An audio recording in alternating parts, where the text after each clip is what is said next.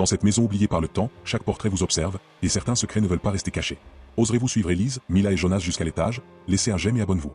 La lumière de la lampe torche vacilla légèrement, révélant l'encadrement du couloir. La silhouette immobile qui s'y trouvait semblait absorbée par l'obscurité, comme si la pénombre la sculptait plutôt qu'elle ne la cachait. Jonas recula d'un pas, incapable de détacher son regard.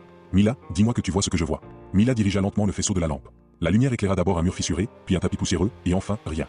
Le couloir était vide. Elle était juste là, affirma Jonas, la voix tendue. Je ne suis pas fou. Élise posa sa main sur son bras. Je l'ai vue aussi. Elle n'était pas seule. Il y avait une présence derrière. Mila sentit un frisson remonter le long de son dos. On avance ensemble. On ne se sépare pas. Pas une seconde. Ils s'engagèrent dans le couloir. Le couloir était tapissé d'anciens portraits, chacun représentant un membre de la famille Van Helst. Des visages sévères, figés dans des expressions qui semblaient défier le temps. La poussière avait envahi le sol. Pourtant, Mila remarqua immédiatement quelque chose d'étrange. Regardez les marques. Jonas s'approcha. Des traces légères mais visibles formaient une ligne irrégulière sur le parquet, comme si un objet lourd avait été déplacé récemment. Quelqu'un est venu ici, murmura Mila. Et pas il y a longtemps. Elle suivit du regard les traces, qui menaient vers un portrait plus grand que les autres. Un homme au visage austère, la barbe taillée, les yeux d'un gris profond. La plaque sous l'image indiquait Anselme Van Helst, 1892. Élise se rapprocha lentement. Je ressens quelque chose d'étrange devant lui, comme si l'air était plus dense. Jonas fronça les sourcils. Je n'aime pas ce tableau. On dirait qu'il attend quelque chose. Mila s'accroupit pour observer le mur. La poussière autour du cadre était perturbée. La marque nette sur le mur indiquait clairement que le portrait avait changé d'angle récemment. Ce tableau a été déplacé, dit-elle. Et pas par le vent. Élise passa une main sur sa nuque. Je crois qu'il nous suit du regard. Ce n'est qu'une impression, répliqua Jonas, même s'il évitait soigneusement de croiser les yeux du portrait. Au bout du couloir, un vieil escalier montait vers l'étage. Les marches, déformées par le temps, semblaient prêtes à céder sous le moindre poids. Mila hésita. L'étage était plongé dans une obscurité encore plus dense que le reste de la maison. C'est là que le bruit venait, dit-elle. Il faut vérifier. Jonas secoua la tête. Monter là-haut, c'est une très mauvaise idée. On ne voit rien. Élise leva les yeux vers les marches. Son visage se décomposa. Quelqu'un nous observe d'en haut. Mila se tourna brusquement. Où ça? Entre les barreaux de la rambarde. Je l'ai vu, juste une seconde. Mila braqua aussitôt la lampe vers l'escalier. Le faisceau révéla seulement la poussière en suspension dans l'air et les marches anciennes.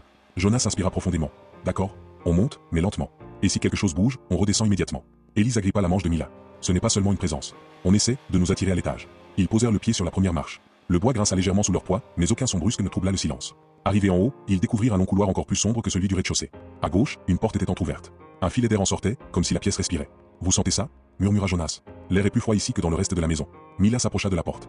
À travers l'ouverture, elle aperçut ce qui ressemblait à une chambre ancienne. Lit défait, rideaux épais, un bureau couvert de papier jauni. Elle posa la main sur la poignée. Je vais allumer la lumière pour voir. Mais avant même qu'elle n'ait pu pousser davantage la porte, Élise parla d'une voix blanche.